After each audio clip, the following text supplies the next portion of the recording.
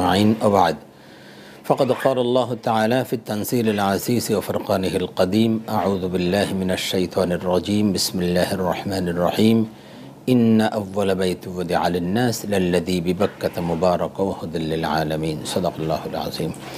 আপনাকে অনেক ধন্যবাদ। আপনি চমৎকার একটি বিষয়ের অবতারণা করেছেন। যখন লাব্বাইক আল্লাহুম্মা লাব্বাইক ধ্বনি বলে পুরো বাইতুল্লাহ এবং তার আশপাশে সারা বিশ্ব থেকে হাজিরা একত্রিত হয়ে ধ্বনি তুলে মুখরিত করে তুলছেন, তো সেই সময় আমরা এই বিষয়গুলো নিয়ে আলোচনার সুযোগ পেয়েছি। আল্লাহর দরবারে শুকরিয়া এবং আপনাকে আন্তরিক ধন্যবাদ।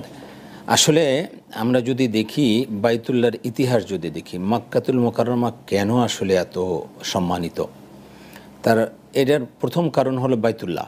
এখানে বাইতুল্লাহ আছে, আল্লাহ রাব্বুল আলামিনের ঘর।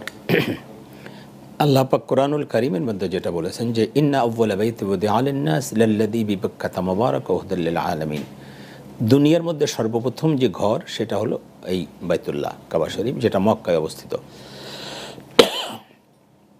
সুতরাং দুনিয়ার প্রথম ঘর হলো আসলে আল্লাহকে ইবাদত করার ঘর, আল্লাহর দাসত্ব গোলামি প্রকাশ করতে পারে এরকম একটি ঘর। আমরা যদি দেখি, এটা তাফসিরে বাইজাবিতে এসেছে ঘটনাটি, যে আল্লাহ রাব্বুল আলামিন যখন মানুষ সৃষ্টি করতে চাইলেন, ফেরেশতাদের সাথে কথা বললেন যে আমি আমার খলিফা পৃথিবীতে পাঠাতেছি। ফেরেশতারা কিন্তু দ্বিমত পোষণ করলেন। তো আল্লাহ পাক বললেন যে ইন্নী আ'লামু মা লা তা'লামুন, আমি যা জানি তোমরা তা জানো না। আল্লাহ পাক মানুষ সৃষ্টি করলেন। এই যে দ্বিমত পোষণ করেছিলেন, এই জন্য আল্লাহ পাক ফেরেশতাদের উপরে একটু অসন্তুষ্ট ছিলেন। ফেরেশতারা এটা বুঝতে পেরেছে। তো ফেরেশতারা বলল যে আল্লাহ, আমাদের গোস্তাকি হয়েছে, আমরা তওবা করতে চাই। তো আল্লাহ পাক বাইতুল মামুর নামে, আপনি জানেন সপ্তম ফেরেশতাদের কিবলা, যেটাকে আমরা জানি, এটা একটা বাইতুল মামুর, বললে যে এটা তোমরা তাওয়াফ করো, এটা তাওয়াফ করলে তোমার তওবা আমি কবুল করে নিব। তো এটা তাওয়াফ করলো, তাওয়াফ করার কারণে আল্লাহ পাক তাদের এই গোস্তাকি মাফ করে দিলেন। তখন ফেরেশতারা বলল যে আল্লাহ, তো যে আদম এবং তার সন্তানদেরকে আপনি দুনিয়ায় পাঠাবেন, তারা তো দুনিয়াতে যে ভুল করবে, তাদের মাপ পাওয়ার কি আছে? আল্লাহু আকবার। তখন বলল যে ঠিক আছে, বাইতুল মামুরের ঠিক নিচে এখানে একটা ঘর নির্মাণ করো, যেটাকে আমরা কাবা বলি, বাইতুল্লাহ বলি। বলে এইটা যখন তারা গুনাহ করবে, গুনাহ করার পরে এখানে এসে তাওয়াফ করবে, আল্লাহর কাছে ক্ষমা চাইবে, তো আল্লাহ ক্ষমা করে দেবে। এই জন্য বিশ্বনবী সাল্লাল্লাহু আলাইহি ওয়াসাল্লাম বলছেন যে মান হাজ্জা লিল্লাহ ফালাম ইয়ারফুস ওয়ালাম ইয়াফসুক রাজা'a কায়াউমিন ওয়ালাদাতহু উম্মুহু, যে ব্যক্তি আল্লাহকে সন্তুষ্ট করার জন্য হজ করবে, এখানে শর্ত আছে আল্লাহকে সন্তুষ্ট করা, যে কোনো ইবাদত শুধু আল্লাহর জন্য হতে হবে। এটা খুব গুরুত্বপূর্ণ একটি বিষয়, অর্থাৎ ইখলাস, নিয়তের পরিশুদ্ধতা। যদি নিয়তের পরিশুদ্ধতা না থাকে, আপনি জানেন হাদিস শরীফে আসছে যে মানুষকে দেখানোর জন্য যখন কোনো ইবাদত করা হয়, এটা কবুল হবে না, বরং এটা শিরকের গুনাহ হবে। এবং আল্লাহ তাআলা তো বলছেন ওমা উমিরু ইল্লা লিয়াবুদুল্লাহ মুখলিসিনা লাহুদ্দিন, মুখলিসিনা লাহুদ্দিনের কথা যখন বলছেন, এখানে এই আল্লামা ইবনে কাসির একটা হাদিস আনছেন, ইবনে মাসউদ রাদিয়াল্লাহু আনহু থেকে বর্ণিত হাদিস। এখানে এক সাহাবী এসে বললেন, ইয়া রাসূলুল্লাহ, আমার অনেক আত্মীয় স্বজন আছে, আমি তাদের হক আদায় করি, আপনি যে ইবাদত বন্দেগী করতে বললেন সব করি, আমি আমার পাড়া প্রতিবেশীকে দান করি, সাদাকা করি, আমি আল্লাহর জন্য করি, কিন্তু মনে মনে এটাও চাই যে মানুষ দেখুক আর আমার প্রশংসা করুক। আল্লাহর হাবিব বললেন এটাও শিরক হবে। মানুষ দেখুক তোমার প্রশংসা, তুমি আল্লাহর জন্য করতেছো, সাথে সাথে মানুষ দেখুক তোমার প্রশংসা করছো, মানে মানুষকেও দেখাবে এবং আল্লাহকেও সন্তুষ্ট করবে, দুটি বিষয় এক হতে পারে না, কোনোদিন এক হতে পারে না। আমরা এই বিষয়টি আরো জানবো, যেহেতু এটা অত্যন্ত গুরুত্বপূর্ণ বিষয়। আমরা একটি ফোন নিতে হচ্ছে। আসসালামু আলাইকুম দর্শক, আপনাকে গ্লোবাল টেলিভিশনে স্বাগতম। আপনি পরিচয় দিয়ে প্রশ্ন করুন।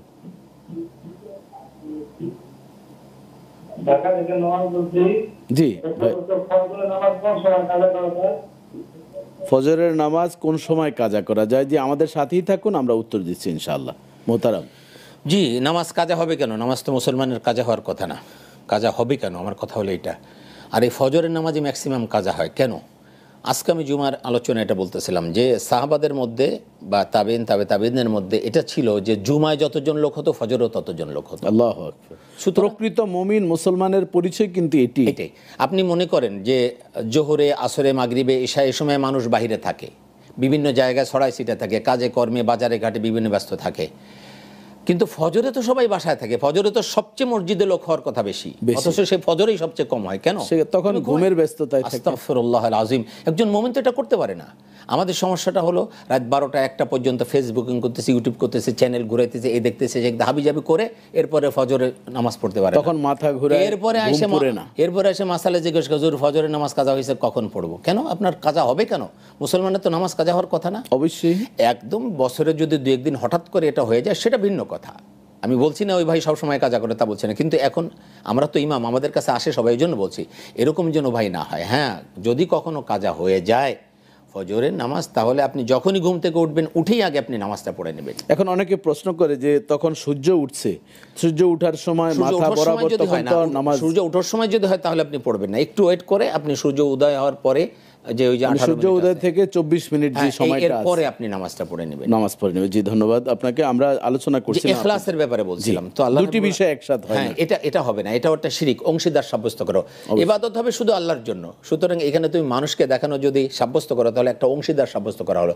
এই জন্য তো বিশ্বনবী সাল্লাল্লাহু আলাইহি ওয়াসাল্লাম বলছেন যে মান সাল্লা ইউরাই ফাকাদ আশরাকা, ওমান সামা ইউরাই ফাকাদ আশরাকা, ওমান তাসাদ্দাকা ইউরাই ফাকাদ আশরাকা। যে ব্যক্তি মানুষকে দেখানোর জন্য নামাজ পড়লো সে শিরিক করলো, যে মানুষকে দেখানোর জন্য রোজা রাখলো সে শিরিক করলো, যে মানুষকে দেখানোর জন্য সাদাকা করলো সে শিরিক করলো, যে মানুষকে দেখানোর জন্য হজ করলো সে শিরিক করলো। এখন কিন্তু আপনি দেখবেন এবাদত কেন্দ্রিক শিরিক কিন্তু আমাদের অটো সিস্টেমে হয়ে যাচ্ছে। যাকাত, এবাদত প্রত্যেকটি ক্ষেত্রে। আমরা আরো শুনবো বিস্তারিত।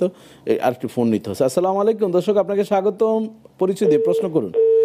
সম্ভবত সংযোগ বিচ্ছিন্ন তাহলে হয়েছে। এই যে আল্লাহ বলছেন মান হাজ্জারিল্লাহি ফালাম ইয়ারফুস ওয়ালাম ইয়াফসুক রাজা ইয়াউমিন ওয়ালাদাতহু উম্মুহু, যে ব্যক্তি আল্লাহর সন্তুষ্টির জন্য হজ করবে, হজের মধ্যে কোনো অশ্লীল কাজ করে নাই, গুনাহের কাজ করে নাই, এমন অবস্থায় সে ফিরে আসবে যেন মায়ের পেট থেকে মাত্র জন্মগ্রহণ। জি মোহতারাম, আমরা যে মক্কার যে মর্যাদা, আপনি বাইতুল্লাহর মর্যাদা বলতে গিয়ে যে ফেরেশতারা একসময় বলছেন আল্লাহ আমাদের তওবা কবুল হয়েছে বাইতুল মামুরের তাওয়াফের মাধ্যমে, আপনার বান্দারাও তো গুনাহ করবেন, তাহলে একটি ঘর তৈরি করেন, সেটা বাইতুল্লাহ হলো। কিন্তু মক্কাকে কেন এত মর্যাদা করা হলো সে সম্পর্কে আমরা কোরআনেও তো দেখতে পাই যে লা উকসিমু বিহাযাল বালাদ, যে আল্লাহ তাআলা কিন্তু এই শহরের কসম খেয়েছেন, এবং ইব্রাহিম খলিলুল্লাহ কিন্তু মক্কার জন্য দোয়া করেছেন এবং সেই দোয়া আল্লাহ তাআলা কবুল করেছেন। তবে মোটা দাগে আমরা যদি বলি যে বাইতুল্লাহর কারণেই কিন্তু মক্কার মর্যাদা বৃদ্ধি পেয়েছে। আমরা শুনবো, একটু ফোন নিতে হচ্ছে। আসসালামু আলাইকুম দর্শক, আপনাকে স্বাগতম। প্রশ্ন করুন।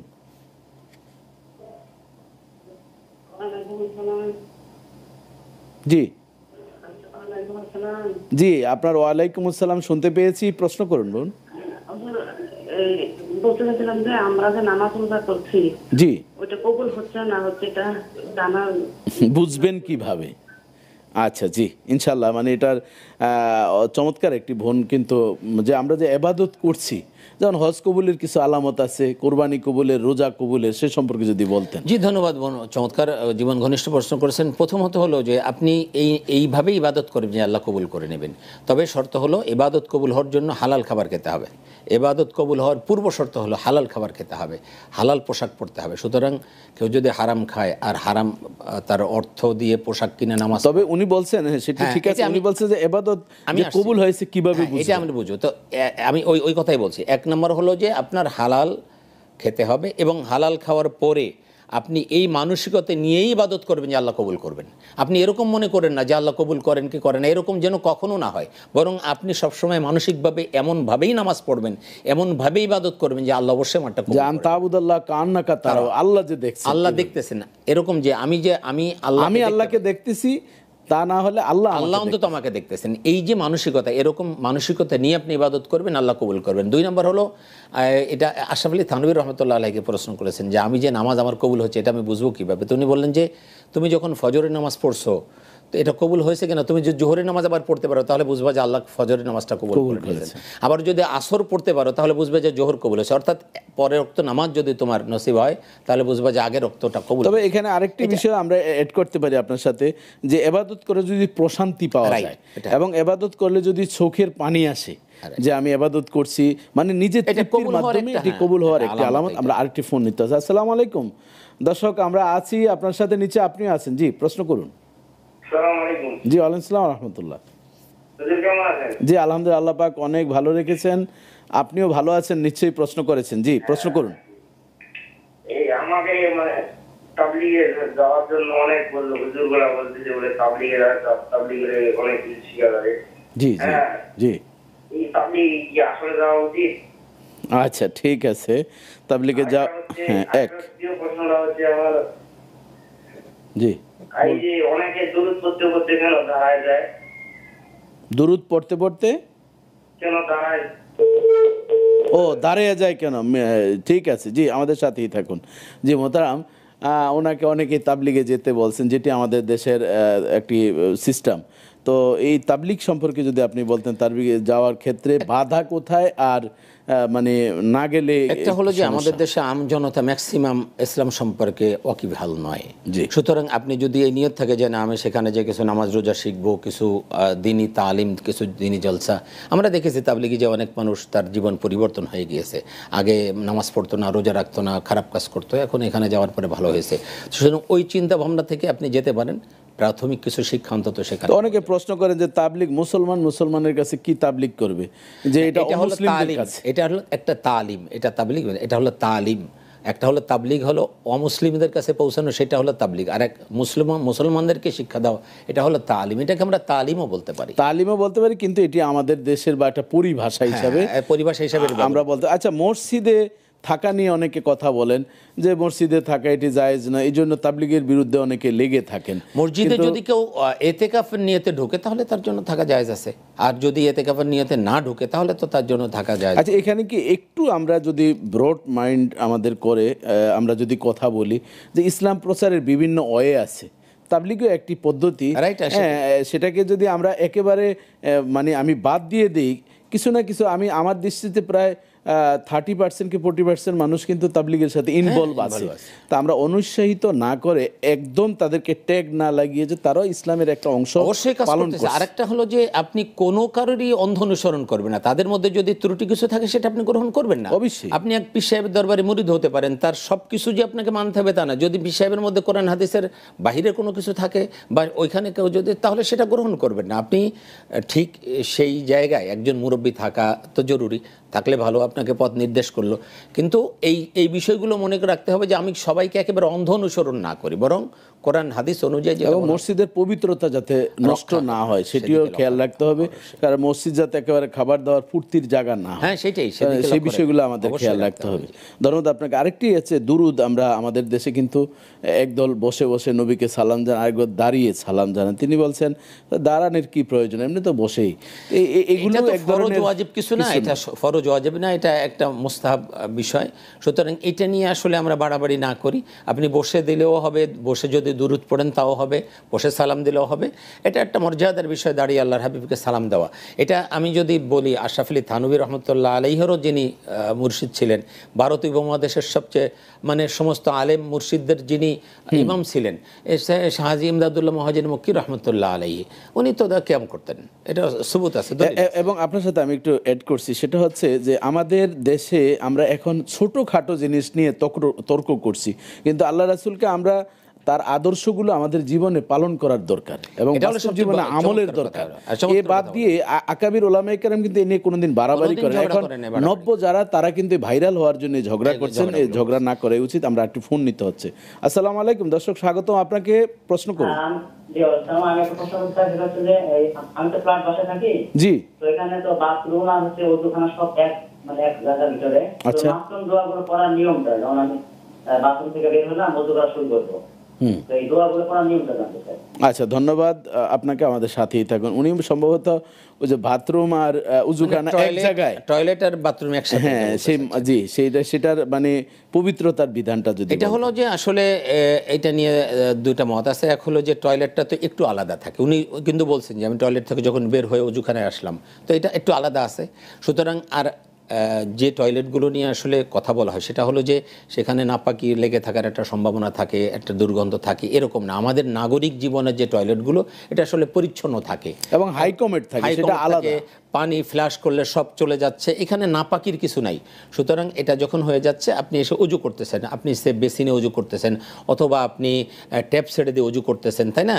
তো এটা কোনো সমস্যা নেই, আপনি এখানে মাসনুন দোয়া পড়তে পারেন, কোনো সমস্যা নাই। আবার কেউ কেউ বলছেন যে যদি নাও পড়েন তাহলে আপনি ওখান থেকে বের হয়ে দোয়াগুলো পড়বেন। হ্যাঁ, তারপর আরেকটি বিষয় আপনার সাথে আমি একটু ইন্টারাপ্ট করছি, সেটা হচ্ছে যে নাসাই শরীফের একটা হাদিস আছে, আল্লাহ রাসূলের জমানায় তো আর এই ফ্ল্যাট বাড়ি বা এই ধরনের ইটের গাঁথনি ছিল না। তখন বালির উপরে আল্লাহ রাসূল ইস্তেনজা করতেন, তখন সাহাবায়ে কেরাম এভাবে করতেন। ওই জায়গায় কিন্তু আল্লাহ রাসূল নিষেধ করে, তোমরা যদি এই ধরনের জায়গায় পবিত্রতা অর্জন করতে, বালি থেকে সেই দুর্গন্ধ আসবে, অপবিত্রতা লেগে যেতে পারে। কিন্তু সেটাকে গড্ডালিকে আমাদের এই শহর বন্দরে যদি মানুষকে অনুৎসাহিত করা যদি হয়, তাহলে দেখা যায় কিন্তু এই ছোট্ট পরিবেশের ভিতরে মানুষের জীবন কাজকর্ম দুর্বিষহ হয়ে অনেক যাবে। এখানে অজু করা অবশ্যই আপনি অজু করতে পারবেন এবং অজুর দোয়াগুলো আপনি পড়তে পারবেন। ধন্যবাদ জানাতে হয়। এখন যে বিল্ডিংগুলো করা হচ্ছে বা পবিত্রতার জন্য সেপারেট মানে ইউরিন স্টল পাসের ব্যবস্থা করা হচ্ছে, উজুর জন্য কিন্তু আলাদা জায়গা আমি অনেক জায়গায় বাসা বাড়িতে গ্লাস দিয়ে মানে পার্টিশন করা হয়েছে, এটি কিন্তু উত্তম। আচ্ছা, তা আমাদের আর ছোট্ট করে একটু বলতে হয় যে মদিনা মক্কার যে মর্যাদা আরেকটু যদি বলতেন। যে মক্কার মর্যাদা এই জন্য যে আল্লাহ পাক সর্বপ্রথম মানুষের জন্য ঘরটি নির্মাণ করলেন যে মানুষ ইবাদত করবে এবং চতুর্দিক সারা পৃথিবীর সমস্ত মানুষ সেদিক ফিরে আপনি নামাজ পড়তেছে, আপনি দেখেন। আচ্ছা, এটা হলো আমাদের কিবলা। মক্কার মর্যাদা হলো এরকম যে বিশ্বনবী সাল্লাল্লাহু আলাইহি ওয়াসাল্লাম বলেন যে এখানে সবসময় 120টা রহমত অবতীর্ণ হয়। যারা তওয়াফ করে তাদের উপর 60টা রহমত অবতীর্ণ হয়, যারা নামাজ পড়ে তাদের উপর 40টা রহমত অবতীর্ণ হয়।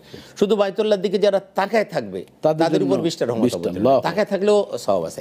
এখানে যদি কেউ 1 রাকাত নামাজ পড়ে তো হাদিসের ভাষ্য হলো 1 লক্ষ রাকাত নামাজ পড়া সওয়াব। সুতরাং এই যে মর্যাদা, কেন মর্যাদা, আসলে মর্যাদার চেয়ে আরেকটা বিষয় আমার মনে হয় সেটা হলো আরো চমৎকার। এটা সূরা হজের মধ্যে আল্লাহ বলছেন যে ওয়াআযিন ফিন নাসি বিল হাজ্জি ইয়াতুকা রিজাল ওয়া আলা কুল্লি দামির ইয়াতিনা মিন কুল্লি ফাজ্জিন আমিক। আল্লাহ রাব্বুল আলামিনের আদেশে ইব্রাহিম আলাইহিস সালাম যখন বাইতুল্লাহ পুনর্নির্মাণ করলেন, নির্মাণ করার পরে আল্লাহ বলেন তুমি আযান দাও, মানুষকে আহ্বান করো। তো ইব্রাহিম আলাইহিস সালাম বললেন আল্লাহ এখানে আমি আছি, আমার সন্তান আছে আর আমার স্ত্রী আছে, কয়েকজন মানুষ আছে, মরুভূমি, কার কাছে আযান শুনবে আমার আযান? কিন্তু তুমি আযান দাও, কিয়ামত পর্যন্ত মানুষের কাছে পৌঁছে দেওয়ার দায়িত্ব আমার। এত দূর দূরান্ত থেকে লোক আসবে যে আস্তে আস্তে তাদের বাহনগুলো কৃষকায় হয়ে যাবে, এরপরে দুর্বল হয়ে যাবে সে বাহন। এরপরে আল্লাহ যে কথা বলছেন এটা খুব চমৎকার বলছেন, লিয়াশহাদু মানাফিআ লাহুম, তারা এখানে এসে দেখুক তো যে কত কল্যাণ আমি তাদের জন্য রেখেছি। আল্লাহ পাক তো আপনাকে যে দেখতে বলছে, আমি আপনি এখানে বুঝাতে পারবো না যে বাইতুল্লাহর দিকে ফিরে সারা জীবন আপনি নামাজ পড়তেছেন, এই বাইতুল্লাহ দেখার সাথে সাথে আপনার ভিতরে যে আন্দোলন শুরু হবে, আপনার ভিতরে অনুভূতি, এটা কোনো সাহিত্যিক কোনো মাওলানা আপনাকে ভাষা দিয়ে বোঝাতে পারবে না। এটা আল্লাহ বলছেন যে তুমি এসে তারপরে দেখো। সুতরাং আল্লাহ যেটা আপনাকে যে দেখতে বলছেন এটা আমি তো ভাষা দিয়ে বুঝাতে পারবো না আসলে, মানে এটা পরে কোনোদিন দেখে বোঝা সম্ভব না যতক্ষণ সশরীরে উপস্থিত না হয়। এর ভিতরে হাজরে আসাদ রয়েছে, রুকনি ইয়ামিনি রয়েছে, মাকাম ইব্রাহিম, মানে কতগুলো মিরাক্কেলি বিষয় রয়েছে, জি, মিজাবে রহমত রয়েছে। বাইতুল্লাহ নির্মাণের পরে এটা আরেকটা, বাইতুল্লাহ নির্মাণ শেষে ইব্রাহিম আলাইহিস সালাম কি করলেন, আপনার মুলতাজিমে গেলেন, কাবা শরীফের দরজা এবং পাশে যে মুলতাজামে যে ইব্রাহিম আলাইহিস সালাম কি করলেন, বুকটা লাগাই দিলেন বাইতুল্লাহর সাথে, এরপরে গালটা লাগাই দিলেন, এবার হাত দিয়ে বাইতুল্লাহ ধরে দোয়া করলেন, আল্লাহু আকবার, রব্বানা ওয়াবা'থ ফীহিম রাসূলাম মিনহুম ইয়াতলু আলাইহিম আয়াতিক, হে আল্লাহ একজন রাসূল আপনি আমার বংশে পাঠান যিনি এসে কি করবেন, আয়াত তেলাওয়াত করে শোনাবেন, এই কিতাবের মানে কি আছে কোরআনে সেটা বোঝাবেন, শিক্ষা দিবেন এবং তিনি মানুষকে পবিত্র করবেন। এই যে কথাগুলো তিনি বললেন, এই জন্য মানে এই মুলতাজামে যে ব্যক্তি দোয়া করবে তার দোয়া আল্লাহ তাআলা কবুল করেন। আল্লাহু আকবার। আপনি নিশ্চয়ই আবেগ আপ্লুত হয়েছেন। আর এটিই কিন্তু বিষয়, বাইতুল্লাহতে যখন ধরা হয় মনে হয় স্বয়ং আল্লাহকেই ধরে ফেলছি, এরকম একটা অনুভূতি থাকে এবং তাকানের সাথে সাথে সর্বপ্রথম আল্লাহ তাআলা সগীরা গুনাহগুলো মাফ করে দেন। শুনবো আপনার বিস্তারিত আমরা আলোচনা শুনবো, আমাদের একটু বিরতিতে যেতে হচ্ছে। দর্শক, আপনারা দীর্ঘ সময় আলোচনা শুনছিলেন এবং আপনাদের জীবন ঘনিষ্ঠ অনেকগুলো প্রশ্ন করেছেন, আবারও কিছু প্রশ্ন আপনারা গুছাতে থাকেন, বিরতির পর আপনারা প্রশ্ন করবেন, আমরা নিশ্চয়ই উত্তর দিব, আমাদের সাথেই থাকুন।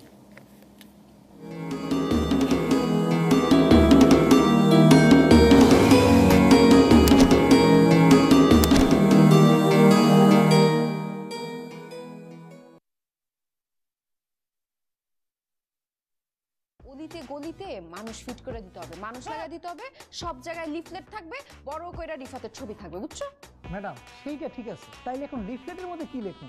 লেখো হারানো বিজ্ঞপ্তি।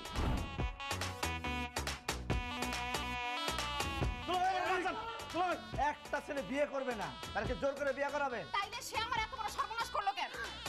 কি এবার সর্বনাশ করে ফেলেছো? এই আমি তোর কি সর্বনাশ করছি? যাই হাত দিবি না। দেখছেন আমার জীবনের লাল বাতি জ্বালা এখন কি বলতেছে? দুলাভাই আপনি ওরা জিজ্ঞেস করেন আমি কোন জায়গায় লাল বাতি জ্বালাইছি। কোন জায়গায়? ওরা হচ্ছে স্পেশাল ফোর্স সিসিটিভি। সিসিটিভি মানে? তুমি সারাদিন কি করো, কই যাও, কাদের সাথে আড্ডা দিয়ে বেড়াও, সবকিছু ওরা আমাকে রিপোর্ট করবে আর আমি সাথে সাথে আঙ্কেলকে রিপোর্ট করব। কি এটা? হ্যাঁ, শোনা শেরানি, এই জিনিস পড়ার যোগ্যতা কারো হয় 20 বছরে, কারো হয় 40 বছরে, আবার কারো সারা জীবনেও হয় না। তোমার যোগ্যতা আছে, ধরো এখন তুমি পড়া ফেলো। এই বিয়ে সংসার আমার ভালো লাগে না, এসব আমি পড়বো না, ফালাম।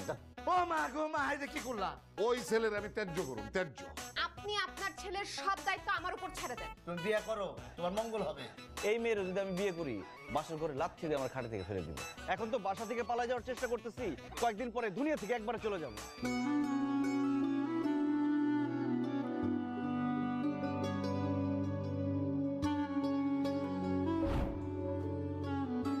তুমি আসছো, দেখো আমার কি অবস্থা করছে, বস্তার মধ্যে বাইন্ধা রাখছে।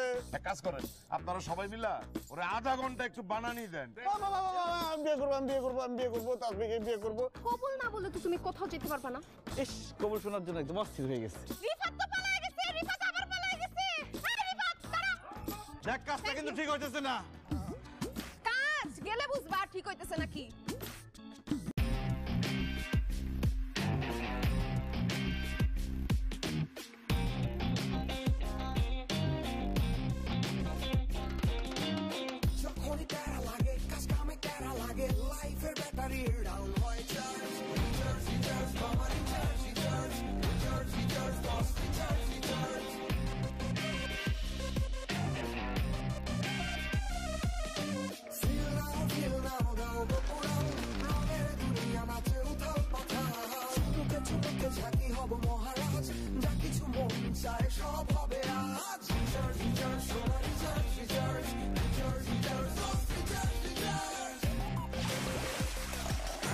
Tiger, recharge yourself. Feel now, Ural Dha.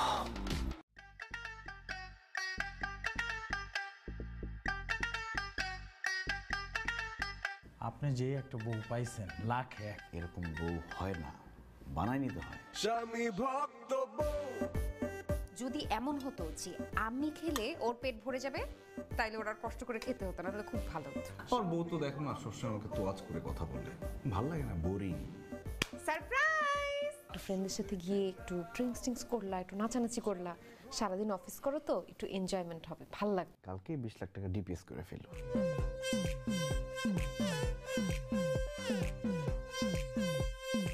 জামাই হইল গিয়া বিরাট বড় কইজালা মানুষ।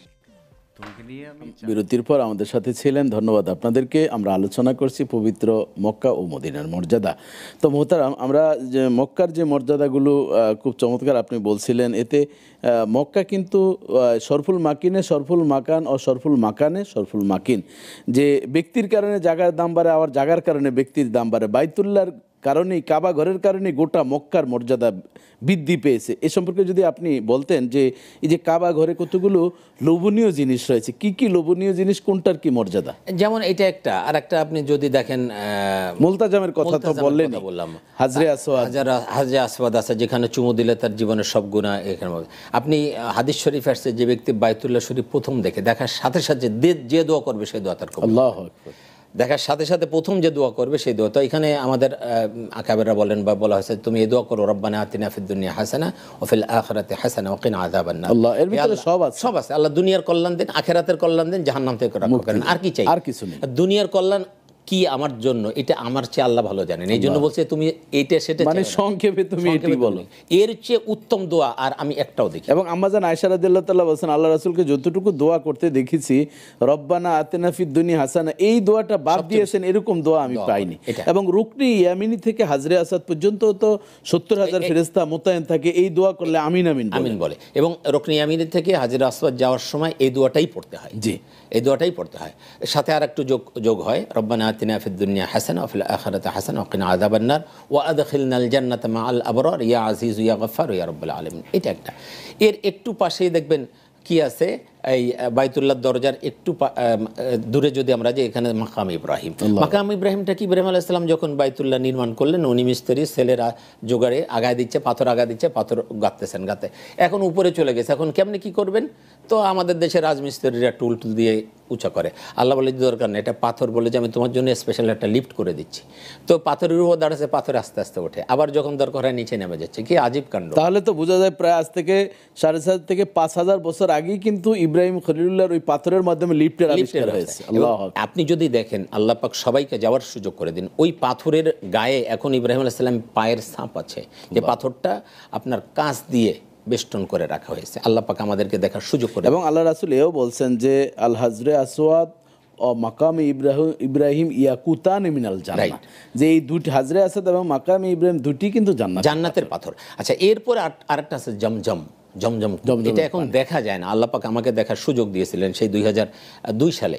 তো এখন এটা আটকে দেওয়া হয়েছে, ওই রাস্তাটা বন্ধ করে দেওয়া হয়েছে। জমজম খুব এমন একটা আশ্চর্য ব্যাপার, যেটা ইব্রাহিম আলাইহিস সালামের পায়ের আঘাতে জমজম হয়ে গিয়েছিল, আপনি জানেন। মানে পানি উঠছে তখন জমজম বলছে, মানে থামো। চতুর্দিক দিয়ে বালু দিয়ে পাথর দিয়ে হাজেরা আলাইহিস সালাম বাবা বাধা দিয়েছেন আর বলছেন জমজম তুমি থামো থামো, এর জন্য নাম হচ্ছে জমজম। তাফসীরের মধ্যে এসেছে উনি যদি এটা না বলতেন তাহলে সব পুরো পৃথিবী সয়লাব হয়ে যেত পানিতে, এত পানি সেখান থেকে। এটার হলো দেখেন, এই হজের সময় এবং রমজানে প্রতিদিন 5 কোটি গ্যালন পানি তোলা হয় এখান থেকে, আর নর্মালি প্রতিদিন 2 কোটি গ্যালন পানি তোলা হয়, অথচ 1 ইঞ্চি পানির লেয়ার নিচে নামে না। এই একটা জিনিস দেখলেই তো আপনার মানে ঈমান আনা। এবং আরেকটি হাদিস আমি পড়েছিলাম, নিচে আপনারও জানা আছে, আল্লাহ রাসূল বলেছেন ওলা তানজাব ওলা তাসকিল হাজিজ আল আজম, এই পানি কেউ কোনোদিন নোংরা করে নষ্টও করতে পারবে না এবং খেয়েও পান করে শেষ করতে পারবে। এবং এই পানি একাধারে পানীয় খাবার, এটা কিন্তু গেজা বলা হয়, যেটা খাবার। আপনি পানি খাবেন আপনি সুস্থ হয়ে যাবেন। খাদ্যের 6টি উপাদান সবগুলো সবের মধ্যে পাওয়া যায়। আরেকটা হলো এটা শেফা, এটা ওষুধ। আপনি যে রোগের নিয়ত করে খাবেন আল্লাহ পাক সেই রোগ ভালো করে দেবেন। সুতরাং এই যে বিশাল বিষয়, আপনি যদি এখানে যান, সাফা মারওয়া রয়েছে, সাফা মারওয়া। এই বিবি হাজেরা যখন ইব্রাহিম আলাইহিস সালামের ছোট্ট দুগ্ধপোষ্য শিশু এবং হাজেরাকে সেখানে রেখে আসলেন, এটা আল্লাহর বড় একটা পরীক্ষা। মানে আল্লাহ তাআলা ওইটার মাধ্যমে পৃথিবীবাসীকে এটি আবাদ করবেন এবং এই উপহারটা দিবেন। এখন পানি যখন শুকায় গেল তখন হাজেরা কি করছেন, পানির জন্য দৌড়দৌড়ি করতেছেন, একবার সাফায় যাচ্ছেন, মারওয়ায় যাচ্ছেন। এই দৌড়দৌড়িতে আল্লাহর কাছে এত পছন্দ হয়েছে, আল্লাহ পাক পরবর্তীতে সমস্ত হাজী সাহেবদেরকে এবং ওমরা করতে যায় সবার উপরে দৌড়দৌড়ি ওয়াজিব হয়ে গেছে। এতটা আমি আশ্চর্য হয়ে গেছি যে একটা ছেলে দেখলাম, ও ডান হাতে ফিডার ধরা ছেলে, বাম হাতে বাবার এই আঙ্গুল ধরা, ফিডার খাচ্ছে আর দৌড়াচ্ছে, ফিডার খাচ্ছে, এহরামের কাপড় পরা, বাচ্চা তো, ছোট বাচ্চা। আল্লাহু আকবার। আমার তখন মনে হলো যে হাজেরার এই আমলটা আল্লাহ এত কবুল করেছে যে ছোট বাচ্চা, তার ভিতরেও কেমন স্পিরিট আল্লাহ প্রদত্ত, ফিডার খাচ্ছে আর দৌড়াচ্ছে। জি ধন্যবাদ আপনাকে। আমরা চমৎকার কথা শুনছিলাম, একটা ফোন নিতে হচ্ছে। আসসালামু আলাইকুম দর্শক, স্বাগতম আপনাকে, প্রশ্ন করুন। জি প্রশ্ন করুন। আসসালামু আলাইকুম ওয়া রাহমাতুল্লাহ। জি ওয়ালাইকুম আসসালাম ওয়া রাহমাতুল্লাহ। আমি পঞ্চগড় থেকে মারি হোসেন বলছিলাম। জি ভাইজান প্রশ্ন করুন। আমি প্রশ্ন ছিল হুজুর, আমাদের এলাকায় পাড়া মহল্লায় জি বিবাহ অনুষ্ঠানগুলো হয়, বিবাহ হয়, তো এগুলা যৌতুক ছাড়াই, যৌতুক দেওয়া হারাম, নেওয়া হারাম, এটা তো সবাই জানে। যৌতুক ছাড়াও এখন এক দরিদ্র ঘরের ছেলে বিয়ে করেছে, বিয়ে করবে, এখন মেয়ের বাবা 4 লাখ টাকা দেন, ওরা আমাদের বসে থাকে, না হলে বিয়েটা হবে না। আচ্ছা, এখন সেই টাকা পরিশোধ করার মতো সাধ্য তার নেই, হবে না। জি, এখন সেটা করণীয় কি আছে? মানে দেড়মোহরের কিভাবে নির্ধারণ করা যায়, ইসলামী শরীয়তের বিধান। জি আমাদের সাথেই থাকুন, আমরা আপনার উত্তর দিচ্ছি। মোহতারাম, দেখুন হাদিসের ভাষ্য হলো যে বিবাহ যত কম খরচ হবে, সহজ হবে, তত বিবাহের মধ্যে বারাকাত তত বেশি হবে। সুতরাং বাড়াবাড়ি না করা, আর এমন একটা দেনমোহর ধার্য না করা যেটা ছেলে দিতে পারবে না, তেমন দেনমোহর ধার্য করাটাও ঠিক নয়, কারণ দেনমোহর দেওয়াটা কিন্তু তার উপর ওয়াজিব, এবং না দিতে পারলে স্ত্রীর কাছে সে অনেক ছোট হয়ে যাবে এবং গুনাহগার হয়ে যাবে। পরবর্তীতে কেউ যদি দেনমোহর না দেয়, তো এরকম বলা হয়েছে যে কিয়ামতের দিন সে জানি হিসেবে, ব্যভিচারকারী হিসেবে। হ্যাঁ, এবং দেনমোহরের টাকাটা কিন্তু নিয়ম হচ্ছে তাকে স্ত্রী ভোগ করার আগেই কিন্তু দিয়ে দেওয়া, যদি একান্ত সম্ভব না স্ত্রীর সাথে সেটা কথা বলে কম্প্রোমাইজ করে, সেটা বিধান। কিন্তু এটা হলো বিবাহ যখন সম্পন্ন হবে স্ত্রীর কাছে যাওয়ার আগেই তার দেনমোহরটা দিয়ে দেওয়া, এটা হলো জরুরি একটি বিষয়। সুতরাং এই যে আমাদের দেশে শুধু আপনার পঞ্চগড়ে না, এটা সারা বাংলাদেশেই এটা আছে, ঢাকাতেও আছে, যে বিশাল একটা অঙ্ক দেখানোর জন্য, মানুষকে দেখানোর জন্য 1 কোটি 1.5 কোটি 2 কোটি 50 লাখ মানে অনেকটা বলা যায় যে এইটা একটা সামাজিক ভাইরাল, যে আমার অমুকের হয়েছে এত, অমুকের হচ্ছে এত। কিন্তু আবার নিয়ত যদি খারাপ থাকে যে বেশি টাকা ধরবো, যদি কোনোদিন ছুটে যায় তাকে যাতে ধরানো যায়, তাহলে কিন্তু সংসারও ভাঙে। এরকম যদি থাকে যে দেনমোহর বেশি করে যাতে ইয়া না হতে পারে। আমরা যখন বিবাহ দিচ্ছি তখন এই নিয়তটা কেন আসবে? এটি আসা ঠিক নয়, এবং এটি অত্যন্ত আমার মনে হয় এটি গুনার একটি কাজ। আমরা আরেকটি ফোন নিতে চাই। আসসালামু আলাইকুম দর্শক, আপনাকে স্বাগতম, প্রশ্ন করুন। ওয়ালাইকুম আসসালাম রাহমাতুল্লাহ। আসসালামু আলাইকুম। জি ওয়ালাইকুম আসসালাম রাহমাতুল্লাহ ওয়া বারাকাতুহু। জি ভাইজান প্রশ্ন করুন। আমার একটা প্রশ্ন হলো, জি আমি এমনি অসুস্থ। আচ্ছা অসুস্থ বলতে আমি আমার লাস্ট ক্যান্সার। আচ্ছা এখন অনেক সময় ওই মসজিদে গেলে আমার রক্ত এসে যায় অনেকে জায়গাতে আমার সামনে যে থাকে সে মাথায় যায়। আল্লাহ, হুজুরের সাথে আমি আলাপ করলাম ইমামের সাথে জি, যে আমি কি মসজিদে আসলে সমস্যা আছে নাকি বাড়িতে নামাজ পড়তে পারবো। আচ্ছা তো সে বললো যে বাড়িতে নামাজ পড়ো। এখন বাসায় নামাজ পড়ি ঠিকই, কিন্তু আমার মন ওইভাবে মানে হয় না, তৃপ্তি হয় না। আমার হবে কিনা আচ্ছা সন্দেহ লাগে। আচ্ছা আচ্ছা আচ্ছা হ্যাঁ, যে তৃপ্তি আসে না। আচ্ছা, এই আমার আপনার ব্লাডের পরিমাণটা কেমন, যে টিস্যু দিয়ে সেটা মানে বারণ করা অনেক অনেক আল্লাহ আল্লাহ তুমি হেফাজত করো, আল্লাহ আল্লাহ। জি জি, আমাদের সাথেই থাকুন, আমরা আপনার জন্য দোয়া করি আল্লাহ তাআলা এই কঠিন জটিল রোগ থেকে আপনাকে হেফাজত করুক, যেহেতু আপনার ইবাদতের প্রতি যথেষ্ট আবেগ রয়েছে, এর উসিলা আল্লাহ তাআলা অবশ্যই আপনাকে সুস্থ করবেন। জি মোহতারাম, জি আমরা দোয়া করি আল্লাহ ভাইকে সুস্থ করে দিন। তাহলে এটা হলো যে এরকম যদি অবস্থা হয়, এক ধরনের প্যাম্পাস আছে, সেটা পরেও নিবারণ করা যায় কিনা দেখবেন। এখানে প্যাম্পাস তো উনি বমির মতন আসতে, মুখ দিয়ে আসে, ক্যান্সার, মুখ দিয়ে ব্লাড ক্যান্সার। তাহলে তো আপনার মুখ দিয়ে যদি আসে, আমি মনে করছিলাম যে না না সেটা নয়, এবং সেটি একটি সমস্যা বড় ধরনের।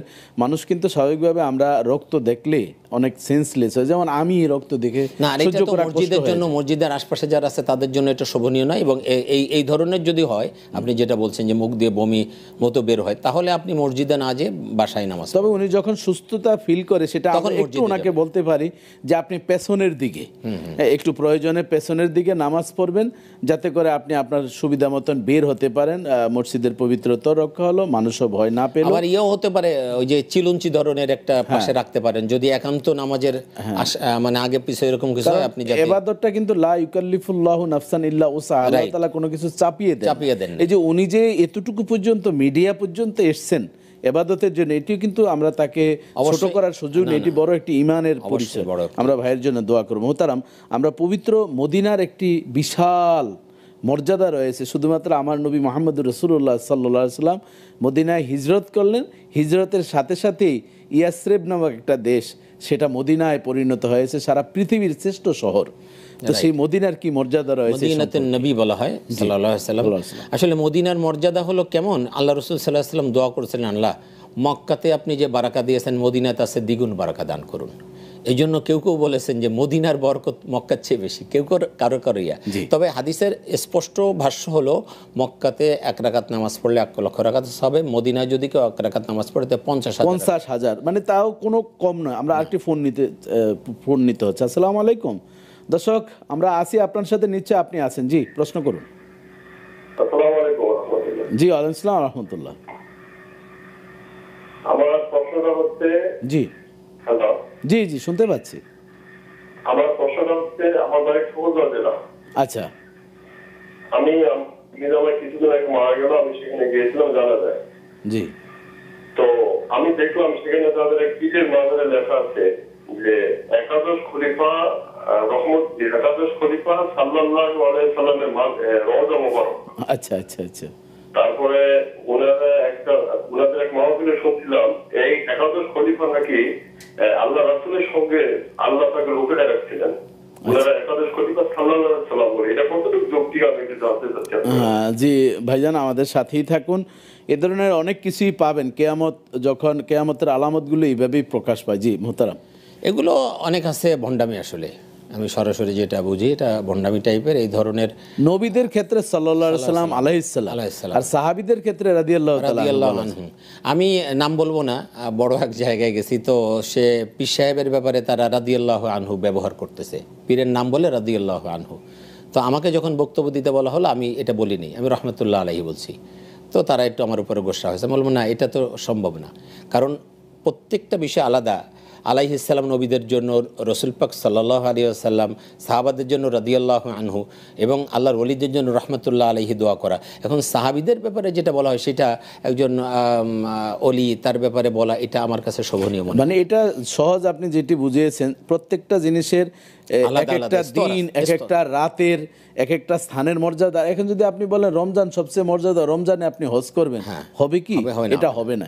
এই জন্য আবেগ দিয়ে ইসলাম হয় না, এটা নিতান্তে আপনি সহজেই বলছেন, এটা ভণ্ডামি, এছাড়া আর কিছু বলার সুযোগ নেই। মদিনার কথা যদি বলেন তো একজনে বলছেন যে আমি মদিনায় যাই কেন জানো, সেটা হলো মদিনায় জান্নাত আছে, এই জন্য আমি মদিনায় যাই। আপনি জানেন মদিনায় জান্নাত আছে।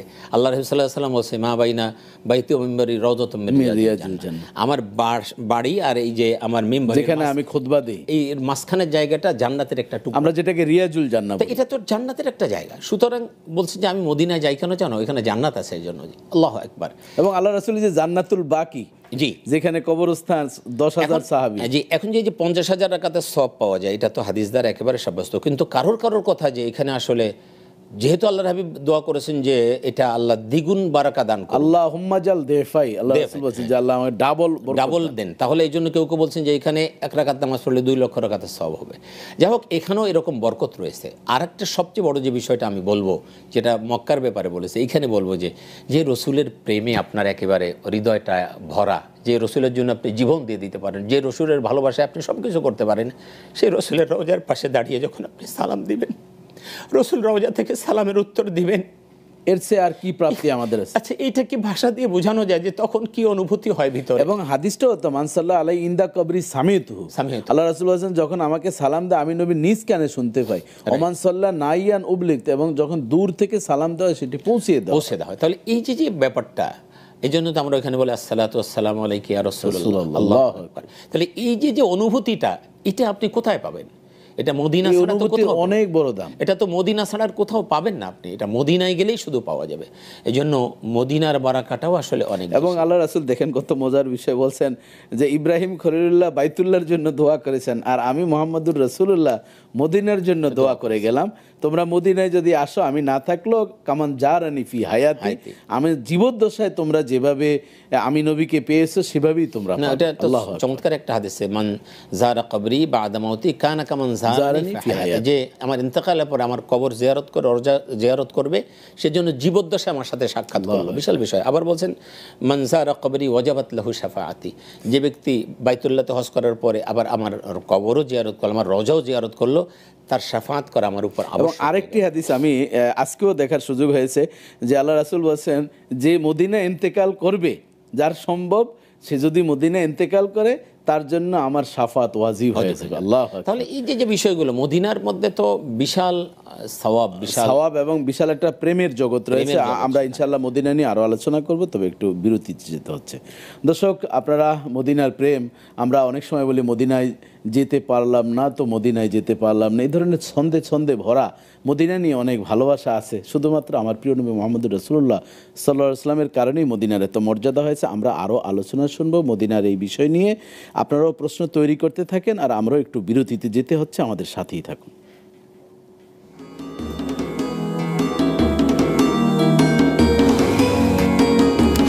এরপরে আমরা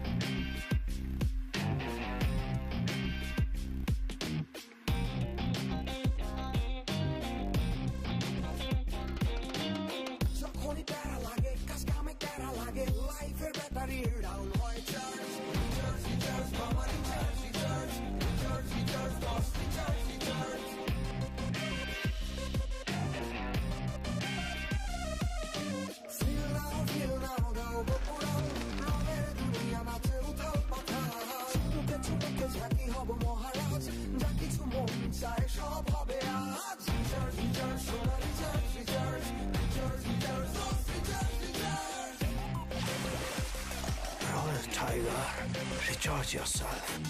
Feel now, Unalda.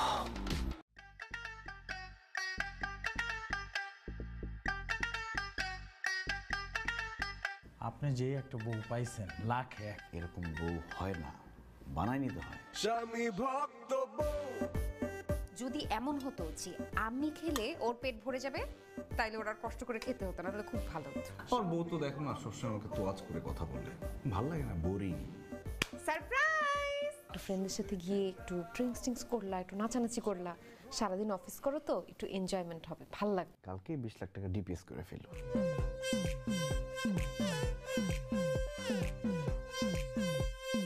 জামাই হইল গিয়া বিরাট বড় কইজালা মানুষ। তোমাকে নিয়ে আমি চা কফি খেতে যাবো না, ফুল কোর্স ডিনারে যাবো। দাও তো চুমু দাও। মানে বিয়ে করছো দেখে তোমার একটা গার্লফ্রেন্ড থাকবে না, এটা কি হয় বলো? তুমি যদি বিয়ে না করো তাইলে কিন্তু আমি একদম সুইসাইড করব।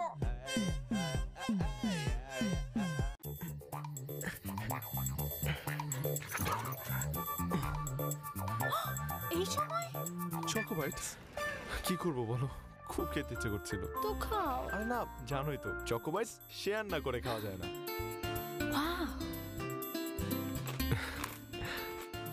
ক্রাঞ্চি বিস্কিটে চকো চিপস ভরা চকো বাইটস, শেয়ার না করে খাওয়া অসম্ভব। আরে প্লিজ যাও, এটা রয়ে গেল তো। কালকে ওকে, কাল দেখা হচ্ছে কিন্তু। খালি মামা মামা করছ কা? মাফ করে দেন, আমি ভয় পেয়ে গেছিলাম মামা। তোমার কালো আল্লাহ রাসূল মক্কায় জন্মগ্রহণের কারণেই আরও ফুলকিত হয়েছে মক্কা। তো আচ্ছা, অনেকেই আমাদের ভিতরে এ ধরনের কিছু নতুন করে কিছু ফরমালিন ঢুকাচ্ছে। সেটা ফরমালিন বলবে এই জন্য যে একটা আবেগের জায়গা মদিনা, সেটাকে এখন নতুন করে বলছে মদিনায় যাওয়ার কোনো প্রয়োজন নেই, হজের কোনো অংশ নেই মদিনায়। সত্যি হজের কোনো অংশ নেই। 5 দিন হলো হজ, 8, 9, 10, 11, 12 জিল হজ। এটি আমরাও মেনে নিচ্ছি, কিন্তু আমাদের আহলে সুন্নাতুল জামাতের আকীদা হচ্ছে মক্কায় হজ করা হয় আর মদিনায় যদি হাজিরা দেওয়া হয় তাহলে এই দুটি বেটে বলে মিলে হজ আল্লাহ তাআলা কবুল করে নেন। মক্কায় হজ করা আর কবুল হবে হাজিরা যদি মদিনায় যাওয়া হয়। এই বিষয় সম্পর্কে আপনি কি বলেন? আচ্ছা, আমরা কি শুধু সওয়াবের পিছনে ছুটবো, নাকি আমরা আল্লাহর সন্তুষ্টি চাই, রসুলের সন্তুষ্টি চাই, তাই না? আল্লাহর সন্তুষ্টি তো আমাদের সবচেয়ে বড় বিষয়। এই যে আমরা নামাজ, রোজা, হজ, জাকাত যাই করি না কেন, এর মূল উদ্দেশ্য কি? মূল উদ্দেশ্য তো আল্লাহর সন্তুষ্টি অর্জন। তা এখন রসুল পাক সাল্লাল্লাহু আলাইহি ওয়াসাল্লামের ভালোবাসা ছাড়া আল্লাহর সন্তুষ্টি অর্জন কোনোভাবেই সম্ভব নয়, না, তাই না? এবং আল্লাহ পাক কোরআনে কি বলছেন? আন্নাবিয়্যু আওলা বিল মুমিনিনা মিন আনফুসিহিম, মুমিনদের কাছে আমার নবী তার নিজের আত্মার চেয়েও বেশি প্রিয়। আল্লাহ। তো আপনি এবং ওই আয়াত তো আরো বেশি স্পষ্ট, কুল ইন কুনতুম তুহিব্বুন আল্লাহ ফাত্তাবিউনি ইউহিব্বুকুম। এটা আছে। এরপর আল্লাহ পাক বলছেন যে কি কুল ইন কানা আবাউকুম ওয়া আবনাউকুম ওয়া ইখওয়ানুকুম ওয়া আজওয়াজুকুম ওয়া আশিরাতুকুম ওয়া আমওয়ালুন ইকতারাফতুমুহা ওয়া তিজারাতুন তাখশানা কাসাদাহা ওয়া মাসাকিন তারদাউনাহা আহাব্বা ইলাইকুম মিনাল্লাহি ওয়া রাসূলিহি ওয়া জিহাদিন ফি সাবিলিহি। এই সব কিছু তোমার বাড়িঘর, ব্যবসা বাণিজ্য, পিতামাতা, আত্মীয়স্বজন, এগুলো যদি আল্লাহ তার রসুল এবং জিহাদের চেয়ে বেশি প্রিয় হয়, অপেক্ষা করো আল্লাহর পক্ষ থেকে আযাব আসবে। তাহলে আল্লাহ রসুল আমাদের কাছে, মোমেনদের কাছে তার নিজের নফসের চেয়ে, নিজের আত্মার চেয়ে বেশি প্রিয়। এবং আপনি জানেন না, এই কথা বলার পরে ওমর রাদিয়াল্লাহু তাআলা বললেন, ইয়া রাসূলুল্লাহ, আমি সবার চেয়ে আপনাকে বেশি ভালোবাসি, কিন্তু নিজের জীবনের চেয়ে বেশি ভালোবাসি না। বুখারীর হাদিস। জি জি। তো আল্লাহ বললেন যে ওমর, তুমি এখনো আসলে পরিপূর্ণ মুসলমান হইতে পারো নাই। লা ইউমিনু আহাদুকুম হাত্তা আকুনা আহাব্বা ইলাইহি মিন ওয়ালিদি ওয়া ওয়ালাদি ওয়ান নাসি আজমাইন। পিতা মাতা সবকিছুর চেয়ে যতক্ষণ নবীর প্রেম ভালোবাসা না থাকবে সে প্রকৃত মুমিন নয়। তো ওমর রাদিয়াল্লাহু আনহু কোন কোন রিওয়ায়াতে এসে বিশ্বনবী তার দিকে তাকালেন, কোন কোন রিওয়ায়াতে এখানে হাত দিলেন। এরপর ওমর রাদিয়াল্লাহু চিৎকার করে বলেন, ইয়া রাসূলুল্লাহ, আল্লাহর কসম, আমি নিজের জীবনের চেয়ে আপনাকে বেশি ভালোবাসি। তখন আল্লাহর হাবিব বলেন, নাম, এখন তুমি মুমিন হয়েছো।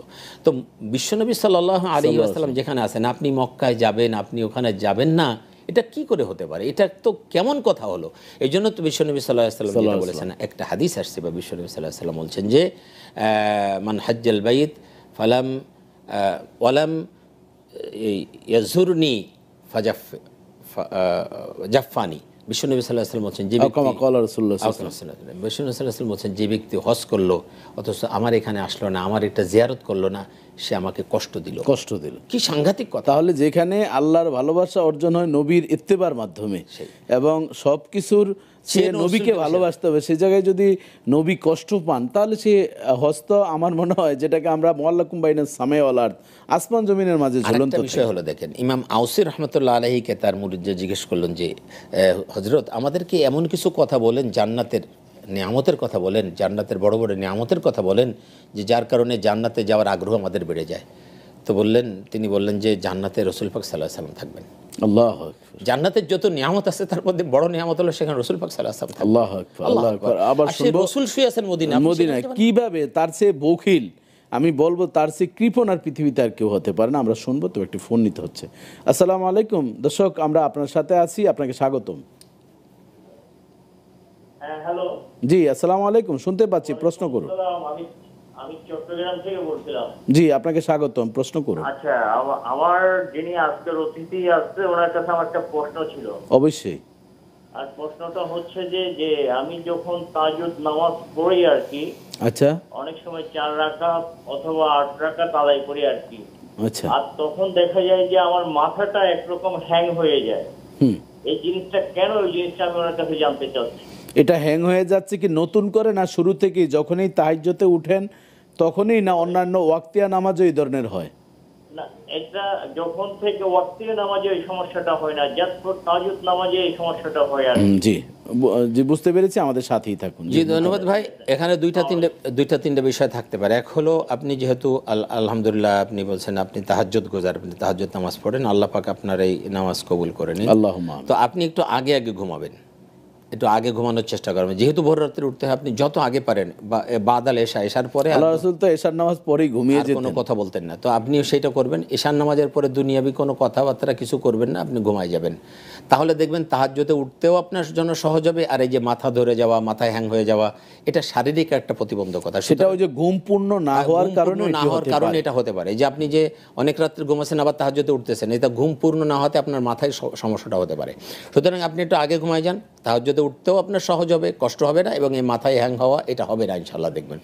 দ্বিতীয় যে বিষয়টা, এটা যদি এর পরেও আপনি দেখা দেয় তাহলে বুঝতে হবে যে এটা জিনের কোনো ওয়াসওয়াসা হতে পারে, জিনের কোনো ওয়াসওয়াসা, শয়তান জিন আছে যেগুলো, তাদের ওয়াসওয়াসা হতে পারে। সেজন্য আপনি একটু ইস্তিগফার পড়বেন, লা হাওলা ওয়ালা কুওয়াতা ইল্লা বিল্লাহ, এবং মুআউযাত, আল্লাহ রাসূল বলেছেন সূরা ইখলাস, কুল হুয়াল্লাহু, ফালাক, নাস, এই তিনটি সূরা পড়ে শরীরে সূরা ইখলাস, সূরা ফালাক, সূরা নাস পড়ে সমস্ত শরীর ফুনিবেন, ইনশাআল্লাহ দেখবেন তাহলে এই যে বিষয়গুলো এটা দূর হয়ে যাবে। আমরা আরেকটা ফোন নিতে হচ্ছে। আসসালামু আলাইকুম দর্শক, আপনাকে স্বাগতম, প্রশ্ন করুন। হ্যাঁ, সম্ভবত সংযোগ বিচ্ছিন্ন হয়েছে। আচ্ছা, মদিনায় তো 40 ওয়াক্ত নামাজের একটি হাদিস আমরা বর্ণনা পাই। তো যারা বলছেন যে মদিনায় কোনো যাওয়ারই প্রয়োজন নেই হজের ক্ষেত্রে, কোনো দরকার নেই, তাহলে তারা কি এটা থেকে মাহরুম হয় না? সেই ফজিলত সম্পর্কে যদি বলতেন। আরেকটা বিষয় হলো যে যাওয়ারই দরকার হয় না এরা বলতেছে, কিন্তু সৌদি আরবের সরকার কিন্তু প্রত্যেক হাজির জন্য ওইখানে 8 দিন থাকা বাধ্যতামূলক করে দিচ্ছে। তাহলে কেন করতেছে তারা?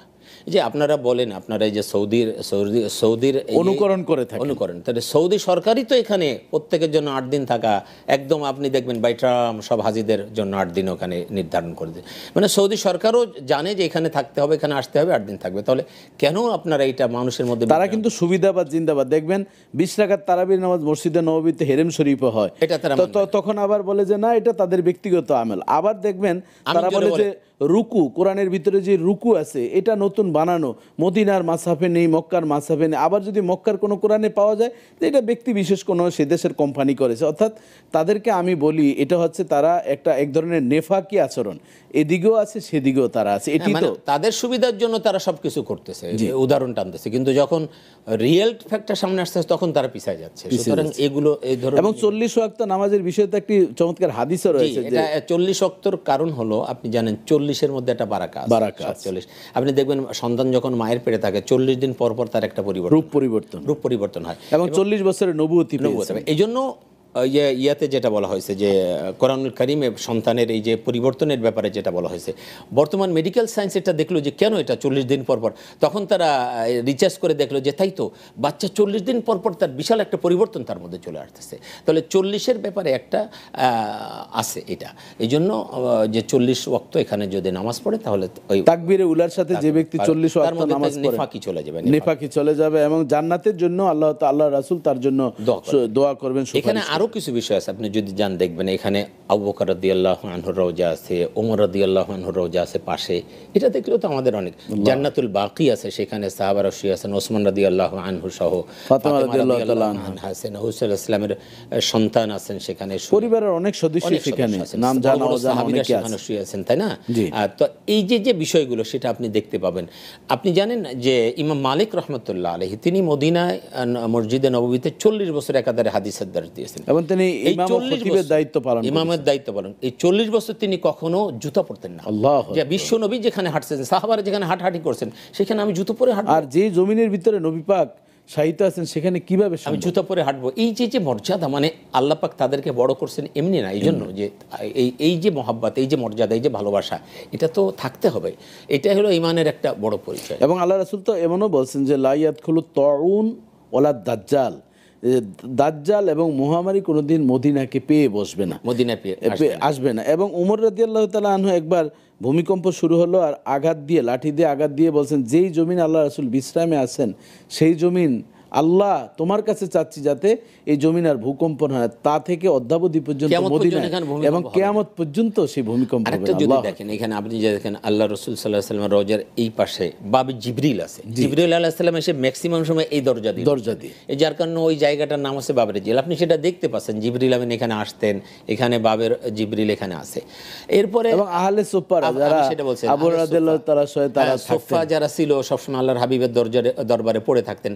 তাদের না ঘর বাড়ি ছিল, না পরিবার পরিজন ছিল, না সংসার ছিল, না টাকা পয়সা, কিচ্ছু ছিল না। আল্লাহর হাবিবের ওই দরবারে পড়ে থাকতেন, কিছু হাদি আসলে খাইতেন, না আসলে না খেয়ে থাকতেন। আল্লাহর হাবিব ইবাদত বন্দেগী করতেন, আল্লাহর হাবিবের হাদিসগুলো তারা কালেক্ট করতেন। এই যে বিশাল একটা অংশ আহলে সুফফা বলা হয়, সেই জায়গাটা এখনও নির্ধারিত আছে। আল্লাহ রাসূল সাল্লাল্লাহু আলাইহি ওয়াসাল্লামের রওজার ঠিক আরেকটু উত্তর পাশে একটু উঁচা জায়গা, তো এখানে যাওয়ার সৌভাগ্য আল্লাহ আমাদেরকে দান করেছেন। এখানেও আমি বসে দেখেছি, এখানে বসলে এখানে এবং রিয়াজুল জান্নার ভিতরে যে কতগুলো এই যে খুঁটি রয়েছে, হ্যাঁ, তওবার খুঁটি রয়েছে, বিভিন্ন উস্তানে হান্নানা, যে অবাক হওয়ার বিষয়, একটা মরা খেজুরের একটা কাণ্ড, সেটা যখন আলাদা করা হলো, গুনগুন বুখারী শরীফের হাদিসে এসেছে, কান্নার আওয়াজ হচ্ছে। আল্লাহ রাসূল এরপরে যখন হাত দিলেন যে তুমি আমার সাথে জান্নাতের সঙ্গী হবে, আল্লাহু আকবার, তো সব বিষয়গুলো তো সেখানে জীবন। এই বিষয়টা আপনি যে সংক্ষেপে বলছেন অনেকে হয়তো বুঝবেন। আল্লাহ রাসূল সাল্লাল্লাহু আলাইহি ওয়াসাল্লাম প্রথমত মদিনায় যাওয়ার পরে এখানে একটা খেজুরের মরা খেজুরের গাছের সাথে হেলান দিয়ে খুতবা দিতেন। তো এটা এক মহিলা দেখলেন যে আল্লাহর হাবিব এভাবে খুতবা দেন, তো তিনি একটা মেম্বার তৈরি করে দিলেন। তার ছেলে ছিল কাঠমিস্ত্রি, তার বলে যে আল্লাহর হাবিবের জন্য একটা মেম্বার তৈরি করে দাও, একটা মেম্বার তৈরি করে দিলেন। আমাদের দেশে যেমন মেম্বার আছে, ইমাম সাহেবরা সেখানে এই তো মেম্বারটা তৈরি করার পরে আল্লাহর হাবিব যখন এই মেম্বারে উঠে খুতবা দিলেন, তখন কান্নার আওয়াজ আসতেছে। কিসের থেকে কান্নার আওয়াজ আসে? বাচ্চাদের মতো কাঁদতেছে। তখন দেখা গেল যে খেজুর গাছ থেকে কান্নার আওয়াজ আসতেছে। খেজুর গাছ বললে, ইয়া রাসূলুল্লাহ, এতদিন আপনি আমার সাথে ট্যাক লাগায় দাঁড়ায় খুতবা দিতেন, আজ থেকে আপনি আমার থেকে আলাদা হয়ে গেলেন, আমি এই বিরহ বেদনা আমি সহ্য করতে পারতেছি না। তখন আল্লাহর হাবিব তাকে বললেন যে তুমি জান্নাতে আমার সাথে থাকবে। হাত দিয়ে স্পর্শ করে আল্লাহ রাসূল বলছেন, যদি আমি হাত দিয়ে স্পর্শ না করা হতো, কিয়ামতের পূর্ব পর্যন্ত এই কান্নার আওয়াজ হতো। আমরা আরেকটি ফোন নিতে চাই। আসসালামু আলাইকুম দর্শক, স্বাগতম আপনাকে, প্রশ্ন করুন।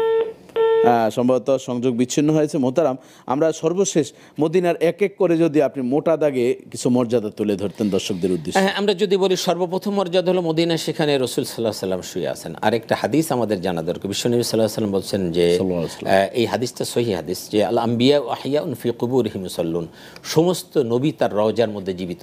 আল্লাহ, এটা মানে সবচেয়ে বড় যিনি, বিশেষ করে আমাদের আহলে হাদিস ভাইরা যাকে ইমাম মানে নাসিরউদ্দিন আলবানী, উনিও হাদিসটাকে সহিহ বলছেন যে আল আহইয়া আল আম্বিয়া আহইয়াউন ফি কুবুরিহিম ইউসাল্লুনা, যে সমস্ত নবী তাদের রওজার মধ্যে জীবিত, তারা সেখানে নামাজ পড়তেছেন।